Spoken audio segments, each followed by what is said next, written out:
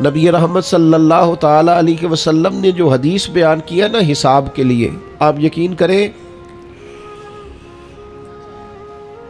پوری روح متوجہ ہو جاتی ہے، انسان کے جتنے لطائف ہیں وہ سارے بیدار ہو جاتے، اس کے باطن کے اندر تک گہرائی تک وہ لفظ اترتے ہیں۔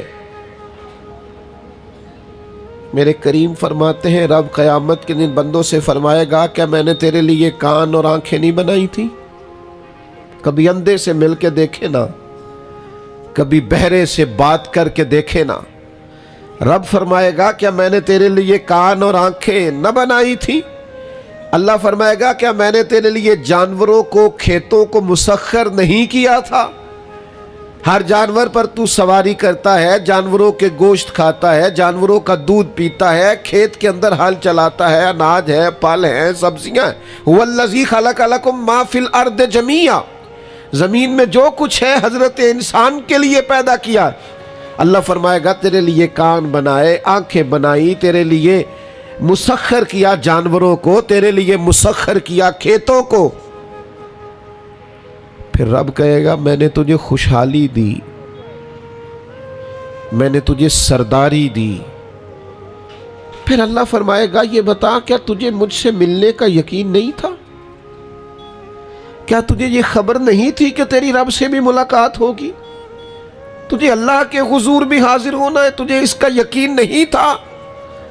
اور حدیث پاک کا جو آخری جملہ ہے وہ ہر دل پر دستک دیتا ہے۔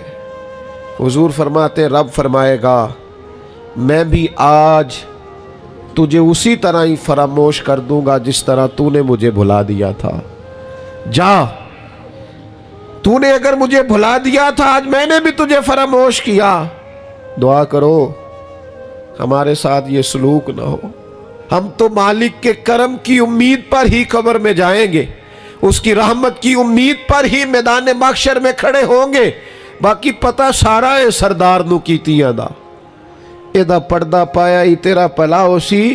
خبر تو ساری ہے، پتہ تو سارا ہے، علم تو سارا ہے، سب سے زیادہ ہم جانتے ہیں کہاں کہاں نافرمانی ہوئی۔ یاد رکھنا اس کے حضور کھڑے ہونا ہے، اللہ کے حضور جواب دینا ہے۔ اگر ظلم کیا ہے ملازم پر تو جواب پھر بھی دینا ہے، ظلم کیا ہے گاہک پر تو جواب پھر بھی دینا ہے، اگر ظلم کیا ہے پڑوسی پر تو جواب پھر بھی دینا ہے۔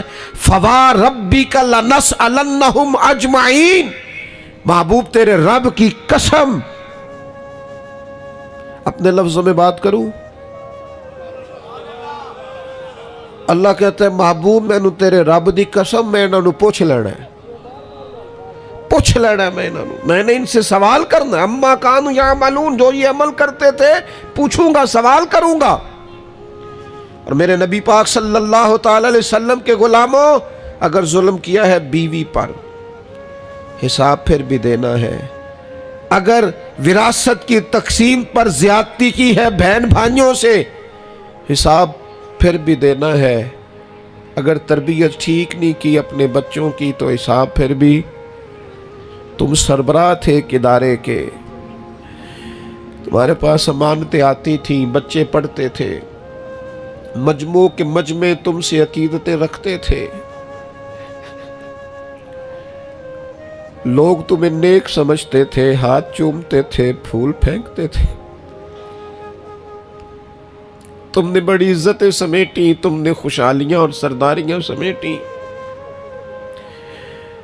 فَوَرَبِّكَ لَنَسْأَلَنَّهُمْ، تمہیں حساب دینا ہے۔ آج بڑے بڑے لوگ حساب کے ڈر سے کانپ گئے۔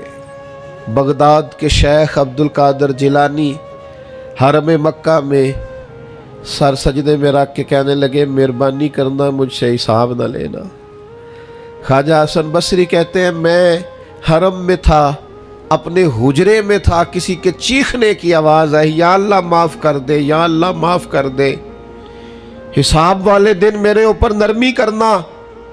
فرماتے میں نے کہا کوئی گناہگار آہوزاری کر رہا ہے، میں جا کے تسلی دیتا ہوں۔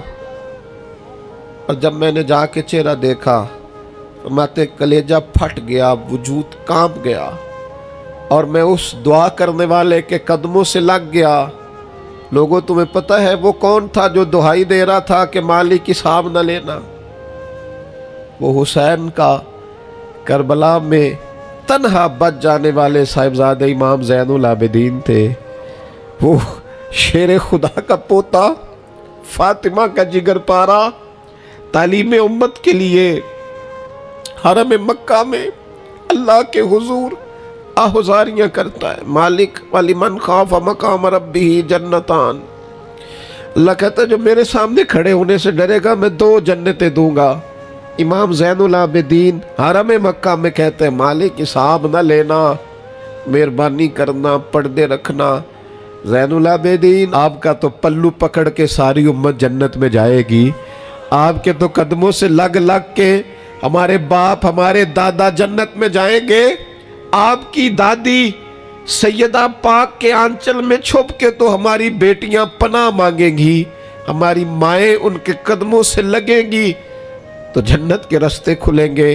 امت کو تعلیم دیتے ہیں ڈرو نہ، اپنی زندگی سنوارو نہ، اپنے شب و روز پر توجہ کرو، بدل نہ جائے یا رب، کچھ اپنی آخرت کا تصور نہ بنائے۔